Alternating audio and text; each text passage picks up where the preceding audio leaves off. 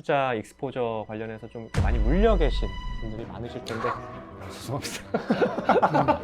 그 얼마나 가슴 아픈 얘기를 그렇게 쉽게 너무 좋다고 해서 물리는 거 이게 쉽게 얘기하죠. 희망적인 말씀을 못 드려서 죄송합니다 뭐 이런 거 좀 하려고 그랬는데 너무 좀 그런가? 깜짝 놀라. 네. 삼성자산운용은 좋은 얘기만 하지 않는다. 솔직하게 말씀드린다.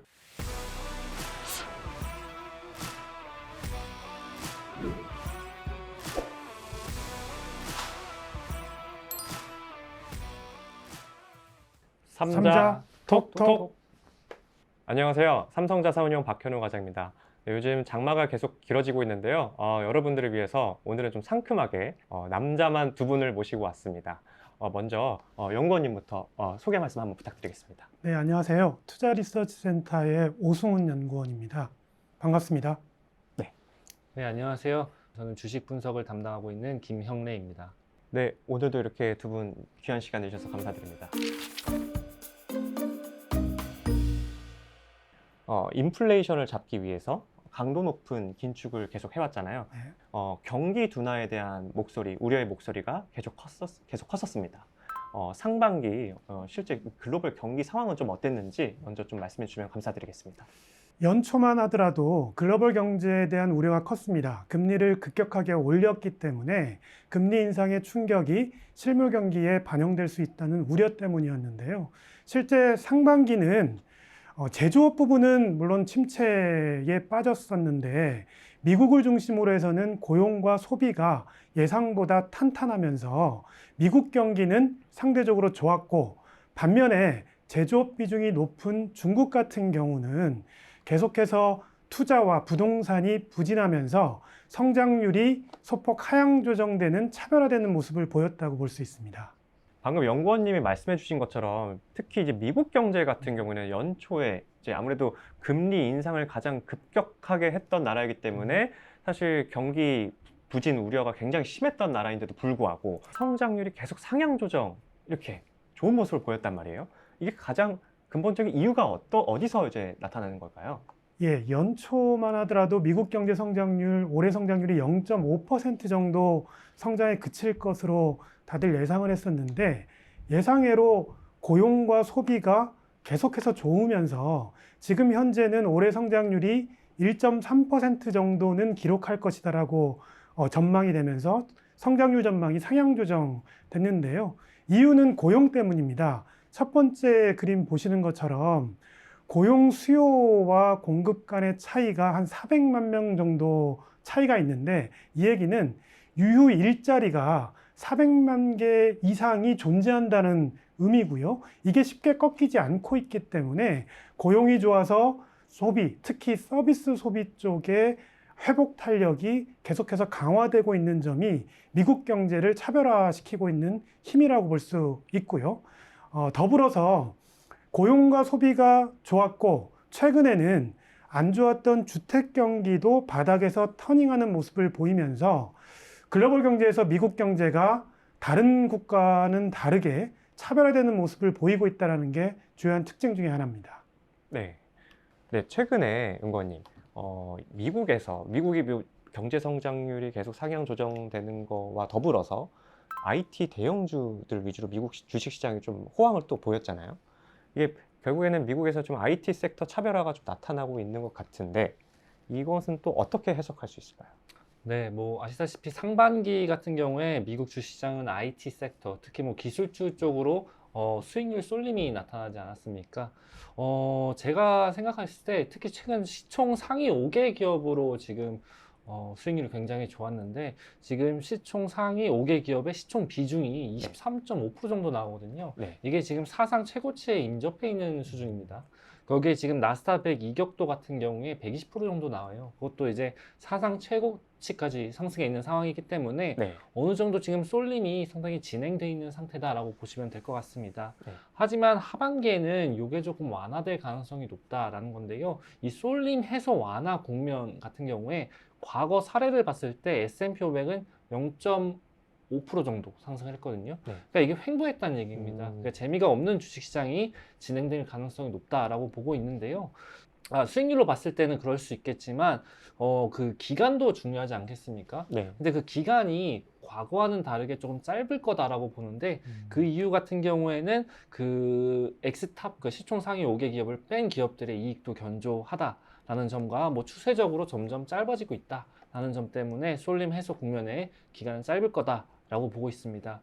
그리고 또 AI가 조금 최근에 좀 이슈를 받고 있지 않습니까? 네. 근데 AI 같은 경우에 밸류 체인으로 보면은 굉장히 여러 개로 나눌 수 있습니다. 네. 근데 제가 봤을 때 이 밸류 체인 내에서도 좀 차별화가 나타날 수 있다고 보는데요. 특히 뭐 소프트웨어가 AI 쪽으로 조금 관심을 받았던 이유는 뭐 생산성 향상, 비용 절감 이런 게 있지 않은 그런 게 있었는데 하반기에는 그런 그 시차, 그 비용이 조금 절감이 되는 뭐 시차나 생산성이 좋아지는 시차나 뭐 이런 시차 효과와 그리고 또 이런 걸 한번 도입하면 비용이 많이 나오지 않습니까? 네. 그럼 비용을 감안하면은 소프트웨어 같은 경우에 조금 쉬어갈 가능성이 높습니다. 하지만 하드웨어나 반도체나 데이터 센터 같은 경우에는 기반 산업이라는 점에서 좀 그 이익 창출이 좀 가시화될 수 있는 그런 국면이다. 그래서 하반기에는 기술주 중에서도 소프트웨어와 하드웨어의 디커플링이 조금 나타날 수 있는 국면이다라고 보고 있습니다. 네. 그러면 지금 말씀해 주신 것처럼 쏠림 현상이 있고 난 다음, 그러니까 쏠림 현상 완화 국면에서는 보통 통계적으로 봤을 때 주식시장이 좀 횡보를 했더라라고 네. 말씀을 주셨는데, 그러면은 이 하반기 미국 주식시장은 좀 횡보세가 좀 지속될 거다, 좀 재미없는 주식시장이 좀 지속될 거다, 이렇게 보시는 건가요? 네, 3분기에는 말씀하신 대로 조금 그 지지부진한 흐름을 보일 가능성이 높습니다. 하지만 4분기에는 조금 반등할 가능성이 높다라고 보고 있는데요. 그 쏠림 현상 해소 국면 이후에는 그 이익 성장률이 굉장히 중요하거든요. 중요한 변수로 부각이 되는데 최근에 S&P 500의 이익 같은 걸 보면은 지속적으로 상향 조정되고 있다라는 점에서 그 상승 여력은 충분하다라고 보고 있는 거고요. 네. 근데 아까도 말씀드렸던 것처럼 이익에서도 조금 차별화가 나타나고 있다는 점에서 그 섹터를 고르는 게 굉장히 중요하다라고 네. 판단을 하고 있고요. 이 오른쪽 차트에 보시는 게 그 섹터별로 증가율과 변화율, 상향 조정이 뭐가 되고 있냐로 봤더니 이 반도체, 미디어 엔터, 뭐 IT, 그 자본재 뭐 이런 쪽이 좀 좋았다 정도로 보시면 될 것 같습니다. 그래서 이런 섹터가 이런 섹터를 중심으로 S&P 500 지수가 완만하게 상승할 걸로 전망을 하고 있습니다. 네, 이번에는 그러면 미국을 한번 알아봤으니까 일단 중국 경제를 한번 살펴보시죠. 주가가 계속 이제 부진한 모습을 보이고 있는데, 중국 경제가 뭐 사실 연초에 뭐 리오프닝 효과를 좀 볼 거다라는 얘기가 나오긴 했지만 아무래도 활력이 좀 많이 떨어진 것 같습니다. 네. 어떻게 봐야 될까요? 네, 중국에 대한 기대감이 컸던 만큼 실망도 좀 큰 상황인데 중국 경제 구조에서 답을 좀 찾아야 될 것 같습니다. 중국 경제의 비중을 보면 제조업 비중이 한 20% 정도 되고요. 그 다음에 부동산이 한 20% 정도 됩니다. 그래서 전체 경제의 한 50% 정도가 투자와 제조업과 연결된 부분이어서 제조업이 침체되는 국면에서 회복되기가 좀 쉽지 않은 구조이고, 더군다나 미국과 중국이 기술 패권 전쟁을 하고 있기 때문에 네. 중국 입장에서는 그 첨단 기술 쪽을 발전시키고 싶은 욕구가 큰데 네. 이 패권 전쟁 때문에 가로막혀서 이제 오도 가도 못하는 좀 애매한 상황에 지금 처해 있다라고 볼 수가 있겠고, 내년도 1월 달에 대만 총통 선거가 있고 네. 내년 11월 달에 그 미국 대선이 있는 점을 감안하면 이러한 중국 경제가 좀 위아래로 막혀 있는 좀 샌드위치 상황이 조만간에 빠르게 해소되기는 어렵다라고 이제 판단을 네. 하고 있어서 중국 경제는 하반기에도 쉽지 않은 과정이 예상된다라고 생각하고 있습니다. 네, 중국 사실 중국에 투자하신 분들 많잖아요. 특히 우리나라 국민들 중에 중국 투자 익스포저 관련해서 좀 이렇게 많이 물려 계신 분들이 많으실 텐데 죄송합니다. 그 얼마나 가슴 아픈 얘기를 그렇게 쉽게 너무 좋다고 해서 물려 그 이게- 쉽게 얘기하죠. 죄송합니다. 희망적인 말씀을 못 드려서 죄송합니다. 뭐 이런 거 좀 하려고 그랬는데 너무 좀 그런가? 깜짝 놀라. 네. 너무 좀 그런가요? 삼성자산운용은 좋은 얘기만 하지 않는다. 솔직하게 말씀드린다. 네, 그럼 중국에 대해서 알아봤으니 이번에는 또 한국으로 한번 넘어가 보도록 하겠습니다. 마지막으로 한국 경제 상황은 좀 어떤가요? 아무래도 이제 블록화되고 있는 세계 경제 환경에서 한국 경제가 좀 포지셔닝을 잘 해야 되겠다라는 마음이 요즘에 좀 많이 들거든요. 네. 네. 한국 경제가 사실은 상반기에 매크로 상황은 그렇게 좋지가 않았습니다. 네. 수출이 계속 안 좋았고, 특히 중국 때문에 그렇죠. 그리고 주력 산업인 반도체도 사실은 회복 시기가 조금 이연되고 있어서 네. 전체적인 매크로 상황은 안 좋았지만 지금 글로벌 공급망 재편이 미국 중심으로 빠르게 되고 있거든요. 또 네. 저희 한국 기업들이 그런 쪽에서는 잘 포지셔닝을 잘 하고 있는 것 같아서 네.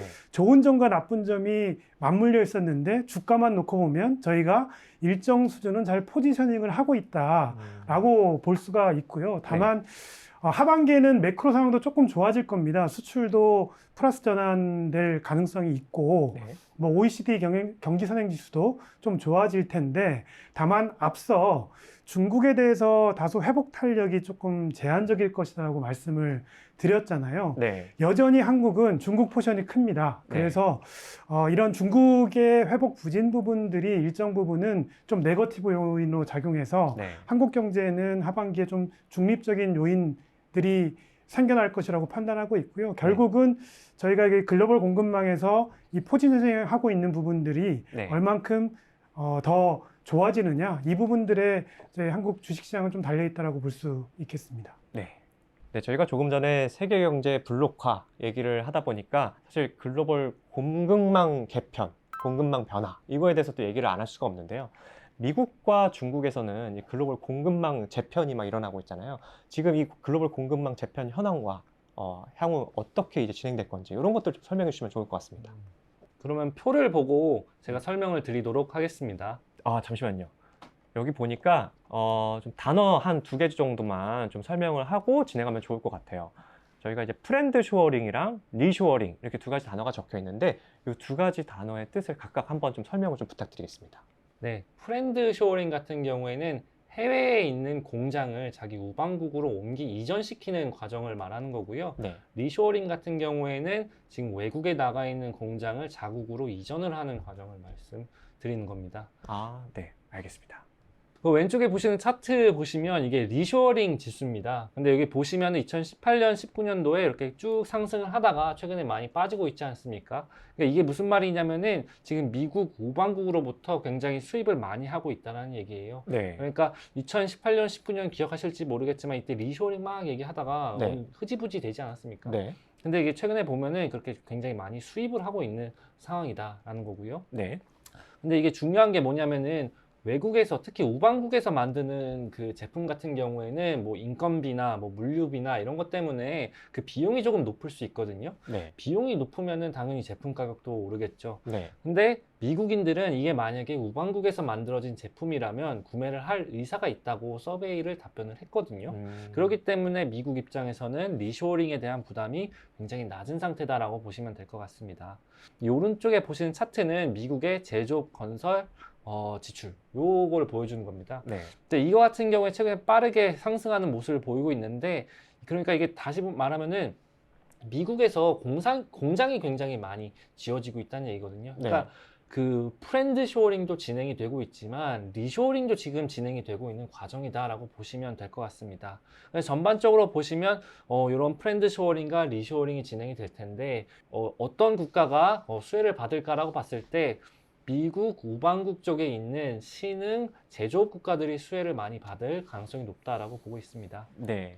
네, 그러면 중국의 공급망 재편에 대해서도 한번 말씀 부탁드리겠습니다. 네, 뭐 중국 같은 경우도 투트랙을 진행을 하려고 했습니다. 그러니까 대표적인 게 이제 1대1로거든요. 많이 들어보셨겠지만 이게 중국이 뭐 세계 각지로 이렇게 나가겠다 뭐 이런 네. 원대한 꿈인데 그 1대1로를 진행하는 과정에서 그 해외 그 다른 국가들이죠. 다른 국가들은 중국 은행으로부터 대출을 받아야 되고요. 그리고 시공 자체도 중국 기업들한테 맡겨야 되기 때문에 1대1로 그 프로젝트가 진행이 되면 될수록 네. 그 중국에 대한 부채 익스포저가 높아지거든요. 그래서 이게 굉장히 지금 그 다른 국가로부터 부담이 되고 있는 상황이기 네. 때문에 네. 요 프로젝트가 조금 지지부진해 가고 있는 상황이다라고 보시면 될 것 같은데요. 네. 중국도 그걸 어느 정도 인지를 하고 있는 것 같습니다. 그래서 최근에 경제 블록화가 진행이 되면서 중국은 중국 제조 2025, 메이드 인 차이나 2025 요거죠. 요거를 이제 단행하겠다라는 건데 요게 생산 자국화를 골자로 하는 프로젝트거든요. 정책이거든요. 네. 그러다 보니까 요게 지속적으로 진행이 될 거다라고 보시면 될 것 같고요. 이게 결국에는 그 핵심 소재를 우리나라에서 만들겠다는 얘기이기 때문에 네. 다른 나라 입장에서 봤을 때는 중국의 공급망 재편에 수혜를 받을 수 있는 국가는 그리 많지 않을 거다라고 저희는 판단을 하고 있습니다. 조금 되게 의외네요. 저는 중국에서 공장을 이제 설립하기에 다른 나라가 이제 부담스러운 환경이니까, 예를 들어서 중국에서 돈 빌려야 되고 중국 시공업자한테 시공 맡겨야 되고 이런 것 때문에 다른 나라 입장에서 중국의 공장을 세우기 좀 부담스러운 환경이니까 중국이 이거를 조금 완화시켜주는 뉘앙스를 보일 줄 알았는데 그게 아니라 그럼 우리가 만들어 버리지 뭐, 약간 이런 식으로 간다. 약간 이런 상황인가요? 이게 1대1로 하나만 네. 가지고 네. 우리가 만들겠다라는 네. 건 아니고요. 네. 아시다시피 미중 갈등이 좀 격화가 되다 보니까 네. 결국 중국 입장에서는 좀 고립이 되고 있는 것 같고 네. 이러다 보니까 이제 생산 자국화를 진행을 하겠다라는 것 같습니다. 네. 네, 이제 그럼 종합적으로 하반기에 대해서 전체적인 이야기를 한번 해보도록 하겠습니다. 여러 변수가 있겠지만 저희 투자 리서치 센터에서 보는 하반기 핵심 변수는 어떤 걸까요?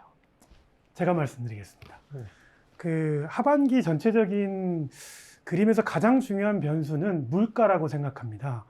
상반기 때는 물가가 계속 떨어졌지 않습니까? 네. 그래서 물가가 떨어지기 때문에 주식시장이 좋았던 부분들도 있었는데 왜 다시 하반기 때 물가를 봐야 되냐면 이제 물가가 3%대로 미국 물가 기준으로 떨어졌거든요. 그러면 하반기는 여기서 더 떨어지기보다는 3% 수준에서 정체될 가능성이 좀 있습니다. 그래서 이 하반기의 물가가 2%대로 더 떨어질 건지 아니면 3%에 정체되는지에 따라서 금리 정책이 달라질 것이고 주가에 미치는 영향도 달라질 거라고 생각을 하고 있습니다. 그래서 저희가 3분기 때는 이런 물가의 하반기의 경로를 좀 확인하자라는 측면에서 좀 조심스러운 접근을 주식시장에서 하고 있고요. 그래서 이 3분기의 확인 과정 이후에 섹터별 반응이라든지 국가별 수혜 이런 부분들이 조금 더 명확해질 수 있다라고 판단을 하고 있어서 3분기 물가를 핵심적으로 보자라는 말씀을 드립니다. 네. 네, 그럼 연구원님께서 말씀해 주신 것처럼 우리가 일단 3분기 물가 수준을 유심히 살펴봐야 될 것 같은데요. 그러면 우리 연구원님께 한번 또 여쭤보겠습니다. 하반기에 이제 3분기 물가도 유심히 살펴보면서 우리가 또 어떤 국가, 어떤 스타일을 또 한번 유의 깊게 보면 좋을까요? 네. 우선 아까 굉장히 많은 좋은 말씀을 해주셨는데 이 매크로 환경을 감안을 하면은 미국 쪽이 다른 국가 대비 조금 우위에 있을 거다라고 예상을 하고 있습니다. 중국 같은 경우에는 그렇게 상황이 좋지 않기 때문에 추세적인 상승세는 어려울 거다라고 보고 있고요. 한국 같은 경우에도 이익 성장을 중심으로 조금 압축을 해서 투자를 하는 게 좋겠다라고 생각이 듭니다. 일본 같은 경우에 저희가 비중 축소를 권고를 드리고 있는데요. 최근에 이제 엔화 약세 때문에 지수가 많이 상승을 했지만 이런 약세 모멘텀이 둔화가 되면은 일본 주식시장 같은 경우에는 상승세를 지속하기 어렵다라는 점에서 아까도 말씀드렸듯이 언더웨이트 투자 의견을 제시를 해드리고 있습니다. 아까도 말씀드렸듯이 신흥국 같은 경우에는 미국 주도의 공급망 재편이 지속될 거기 때문에 거기에 수혜를 받는 인도, 대만, 베트남 쪽에 관심을 가질 필요가 있겠다라고 판단을 하고 있고요. 스타일, 그러니까 성장주냐, 가치주냐라고 봤을 때 AI 쪽으로 지속적으로 변화가 지속이 되고 있기 때문에 대형 성장주 중심으로 투자를 하는 게 좋지 않을까라고 말씀을 드리고 싶습니다. 그리고 이거 마지막 거 얘기를 안 했는데 그리고 뭐 최근에 조금 네. 로테이션이 나온다는 얘기가 있지 않습니까? 예. 그거 같은 경우에 조금 일시적일 가능성이 높다라고 저희는 판단을 하고 있습니다. 네, 오늘은 이렇게 하반기 투자 환경, 그리고 앞으로 우리 하반기 투자 전망을 어떻게 하고 있는지 간략하게 좀 설명을 드렸습니다. 네, 이제 장마철이기도 하지만 여름 휴가철이기도 하죠. 아마 이제 휴가를 계획하고 계신 분들이 좀 계실 텐데요. 즐거운 휴가 보내시길 바라겠습니다. 다음에도 더 알찬 내용으로 다시 찾아뵙겠습니다. 삼자 톡톡. 고생하셨습니다. 고생하셨습니다. 고생하셨습니다.